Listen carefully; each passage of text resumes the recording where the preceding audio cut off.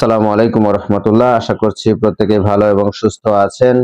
যে অনলাইন এডুকেশনের প্রতিষ্ঠান পরিচালনা করছে আপনাকে স্বাগত জানাচ্ছি। আমি জাকির হোসেন। তো এখনই আমাদেরকে কাজ শুরু করতে হবে। এখন নভেম্বর মাস এবং সামনে ডিসেম্বর মাস আছে, পুরোটা তো ক্লাস হবে না। এখন আপনি কি ধরনের সিদ্ধান্ত গ্রহণ করবেন তার উপর নির্ভর করছে জানুয়ারিতে আপনার যে বর্তমান ছাত্র আসে সেই ছাত্রগুলো থাকবে কি থাকবে না, গার্জিয়ানরা আপনার প্রতিষ্ঠানে থাকবে কি থাকবে না, সেটি আপনার এই শেষ সময়ের প্রস্তুতির উপর নির্ভর করে। তো দেখুন, একটা জিনিস কিন্তু আমরা প্রত্যেকেই ফেস করি, যে অভিভাবকরা প্রশ্ন করে, অনেক সময় অভিযোগ করে যে আমার ছাত্র বা আমার ছেলেটা আমার মেয়েটা ঠিকমতো পড়াশোনা পারে না, সে প্রত্যেক দিন পিছনে বসে, সে একটু দূরে থাকে, দেরিতে আসে, পিছনে বসে, তারপর সে কথা বলতে থাকে, ওস্তাদজি তাকে পড়া নিয়মিত জিজ্ঞেস করে না। আপনি কখনো নিয়ন্ত্রণ করতে পারবেন না এদেরকে, কারণ হচ্ছে যে যেই ছেলেটা বা যেই মেয়েটা সকালে মাদ্রাসায় এসে গেল, সে এসে সামনের বেঞ্চে বসবে, তাকে আপনি কিভাবে মানা করবেন? মানে আপনি কোন যুক্তিতে তাকে বলবেন যে না তুমি পিছনে বসতে পারবে, সামনে বসতে পারবে না? তাহলে তো ওই গার্জিয়ানটা আবার মনক্ষুণ্ণ হবে এবং অভিযোগ করবে। এই জন্য আজকে আমি আপনাদেরকে দেখাবো কিভাবে সিট প্ল্যানিং করতে হবে। সাপ্তাহিক সিট প্ল্যানিং করবেন, এই কাজ করতে হবে। যদি আপনারা কাজ না করেন, শুধু কথা শুনেন আর বুদ্ধি দেখেন আর এটা ভাবতে থাকেন এই বুদ্ধি তো আমারও আছে, আমিও জানি, জানলে হবে না, কাজ করতে হবে। যদি আপনি কাজ না করেন তাহলে আমার কথা শুনেও কিছু হবে না। দুনিয়ার সবচাইতে ভালো যে মেন্টর আছে তার কথা শুনলেও আপনার কিছু হবে না, কাজ করতে হবে। তো দেখুন, আমি যেভাবে সাজিয়েছি এটা হচ্ছে একটি প্লে শ্রেণীর ক্লাসরুম। তো দেখুন এখানে 8টি সারি আছে, 8টি করে মোট 16টি বেঞ্চ রাখা আছে। তো এখানে প্রথম যে সারিটা, এই সারিটা আমি ফাঁকা রেখেছি। আপনারা খেয়াল করবেন যে এই সারিটা ফাঁকা আছে, অর্থাৎ প্রথম বেঞ্চ আমি ফাঁকা রেখেছি। কেন ফাঁকা রেখেছি? তো আমাদের ক্লাসরুমে কিছু আল্লাহর ওলি আছে যারা খুব ডিস্টার্ব করে।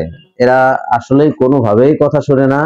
যে কোনো জায়গায় আপনি এদেরকে বসাবেন, সে কথা বলবে বা অন্যর সাথে দুষ্টামি করবে, অন্যকে ডিস্টার্ব করবে। তাদেরকে ওইসব বুজুর্গদের এনে এনে এখানে বসাইতে হবে শুরুতে। তো কিছুদিন এই কাজগুলো করলে দেখবেন ও এমনিতেই ঠিক হয়ে যাবে। কারণ আপনি যখন, যেহেতু এইখানে বসেই থাকবেন, এখানে দাঁড়িয়ে থাকবেন, এখান দিয়ে হাঁটবেন, সে যদি একেবারে সবসময় আপনার সামনে থাকে তাহলে কিন্তু ওই ছেলেটা বা মেয়েটা দুষ্টামি করার সুযোগ পাবে না। আর কিছু দুর্বল ছাত্র আছে যে একেবারে দুর্বল, ওদেরকে এইখানে বসতে দিতে হবে কিছুদিনের জন্য, তাহলেই এই সমস্যার সমাধান হবে। দেখুন আমি যেভাবে সাজিয়েছি, তো প্রথমেই এখানে বাম পাশে মেয়েদেরকে দেয়া হয়েছে। আপনি মেয়েদেরকে যে কোনো ভাবে দিতে পারেন, রোল নাম্বার অনুযায়ী দিতে পারেন, বা যে কোনো ভাবে আপনি এই যে নভেম্বরের যে 15 তারিখ আছে শনিবার, এই শনিবারে বসাবেন। বসাইলে এই যে যে এখানে বসানো আছে, তো দেখুন এই আমরা বসিয়েছি, ডান দিকে আমরা ছেলেদের নাম লিখে দিয়েছি, বসিয়েছি। এবার তাহলে কি হবে, এইভাবে ঠিক 1 সপ্তাহ চলবে। অর্থাৎ 15 তারিখ থেকে 20 তারিখ পর্যন্ত এই সিস্টেমে চলবে। প্রত্যেক দিন এই ছেলে এই মেয়ে এখানে এসে বসবে, এর যে সিট আছে এই সিটের মধ্যেই বসবে। শুধুমাত্র প্রথম যে বেঞ্চটা আছে এটা তো রিজার্ভ হিসেবে রেখে দিয়েছি আমরা। তো দেখুন সবসময় কিন্তু মিলবে না, যেমন এখানে ছেলেদের মিল আছে কিন্তু মেয়েদের এই যে একজন বেশি আছে, সমস্যা নেই, যেইভাবে সিট দেয়া আছে সেইভাবে সিট আপনারা ফেলেন। সিট ফেলার পরে এই 1 সপ্তাহ যখন শেষ হয়ে যাবে তখন আমরা নতুন করে তৈরি করতে হবে। আমরা নতুন করে তৈরি করব, যাতে কিছুদিন পর পর এই পিছনের ছেলেটা সামনে চলে আসে, সামনের ছেলেটা মাঝে যায়, মাঝের ছেলেটা সামনে যায়, পিছনে যায়, এরকম চেঞ্জ হইতে থাকে। তাহলে আমরা কিভাবে করব? তো দেখুন এখানে আমরা আরো একটি শীট রেখেছি, যে শীটটা আমি একেবারে নতুন করে আপনাকে দেখাবো। তো দেখুন এখানে এই যে যে এই তিনজন দ্বিতীয় সারিতে বসছিল, এখান থেকে কপি করলাম আমি, করে একে আমরা চতুর্থ সারিতে দেবো, অর্থাৎ এক বেঞ্চ পরে দিয়ে দিব। তাহলে এখানে চতুর্থ নাম্বারে যেটা আছে এখানে আমরা দেই, পরে আমরা সিরিয়াল ঠিকঠাক করব, সুন্দর করে সাজাবো। এরপরে দেখুন এই দ্বিতীয় বেঞ্চে যারা বসছিল তাদেরকে আরো এক বেঞ্চ পিছনে দেবো। 3-এ ছিল, আমরা এটাকে 5-এ দিয়ে দিলাম, এটা 5-এ দিয়ে দিলাম। এবার দেখুন যারা 4-এ ছিল তাদেরকে আমরা 6-এ দিয়ে দিলাম। দিয়ে দেওয়ার পর এইবার দেখুন এখানে কিন্তু জায়গা ফাঁকা হয়ে গেল অলরেডি 2 বেঞ্চ, আর আপনাদের এখানে আছেও মাত্র হচ্ছে 2 বেঞ্চ। তাহলে এই যে এই বেঞ্চ, এই যে প্রথম অথবা যে শেষে ছিল তাকে এইবার আপনি প্রথম বেঞ্চে দিয়ে দেন, একে দিয়ে দেন হচ্ছে প্রথম বেঞ্চে অর্থাৎ দ্বিতীয় বেঞ্চে। আর এই যে ছিল পাশে, একে দিয়ে দেন আপনি তৃতীয় বেঞ্চে। এদেরকে দিয়ে দিলে সাজে গেল। এখন প্রশ্ন হলো যে এই মেয়েটা 1 সপ্তাহ কিন্তু পিছনে একা বসছিল, এখন এখানেও কি একা বসবে? না, প্রয়োজন হলে আপনি এখান থেকে মাঝখান থেকে কাউকে নিয়ে এখানে দিয়ে দেন, অথবা এখান থেকে মাঝখান নিয়ে কাউকে দিয়ে দেন, দিয়ে এগুলা মেকআপ করবেন। এটা আপনারা আপনাদের ক্লাসের পরিস্থিতি অনুযায়ী বুঝে তারপরে করবেন। এবার ছেলেদেরটা আমরা সাজিয়ে দিই। এই 1 সপ্তাহ এটা চলার পরে এই শীটটা ফেলে দিয়ে, বোর্ড থেকে ফেলে দিয়ে এই শীটটা আবার নতুন করে লাগিয়ে দিতে হবে। বলছে আগেই কাজ করতে হবে, কাজ যদি আপনি না করেন তাহলে আপনি এর ফল ভোগ করতে পারবেন না। আপনি এই কাজগুলো করেন, দেখবেন কত সুন্দরভাবে আপনি ক্লাসগুলো মেইনটেইন করতে পারেন।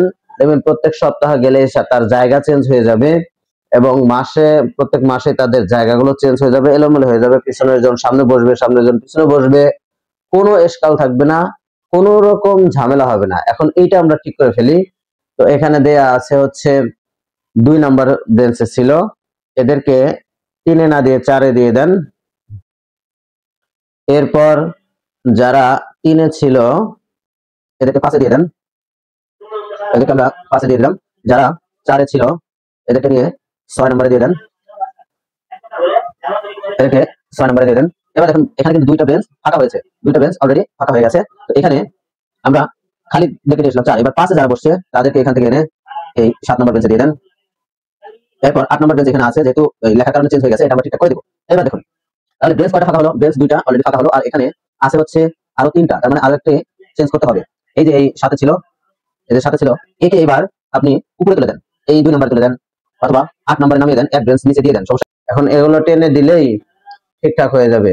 যেমন যেখানে আপনাদের এরকম তৈরি হয়েছে 2 লাইন হয়ে গেছে, এগুলো একটু ঠিক টানলেই উপরে চলে যাবে, উপরে চলে গেলে এগুলো মিলে যাবে।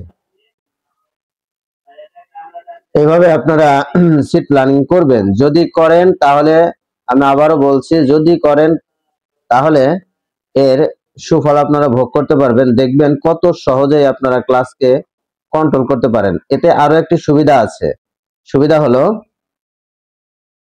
আপনারা খাতা দিবেন যখন, হোমওয়ার্কের খাতা, তখন খুব সহজে দিতে পারবেন। কারণ হচ্ছে প্রত্যেক দিন দেখবেন এই 3 জন একই বেঞ্চে আছে, 1 সপ্তাহ পুরো খাতাগুলো সিরিয়াল করা থাকবে, এখানে ছাত্ররাও সিরিয়াল করা থাকবে। 1 সপ্তাহে কোনো রকম ঝামেলা তৈরি হবে না। এই 1 সপ্তাহ আপনি খুব আরামসে ক্লাসগুলো করতে পারবেন, খাতা দিতে পারবেন।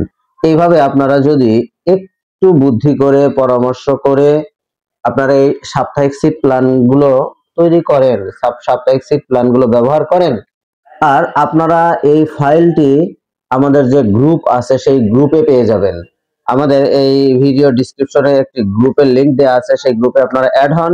ওইখানে আমি এই অরিজিনাল ফাইলটি দিয়ে দিব, যেখানে আপনারা কাস্টমাইজ করে নিতে পারবেন। এটি পিডিএফ না, একেবারে অরিজিনাল ফাইলটি আমি ওখানে দিয়ে দিব। আপনারা ওখান থেকে এই পিডিএফ ফাইলটি নিয়ে, সরি, এই ফাইলটি নিয়ে আপনারা কাজ করে নিতে পারবেন সহজেই। সবকিছু তৈরি করাই আছে, কাজগুলো করেন।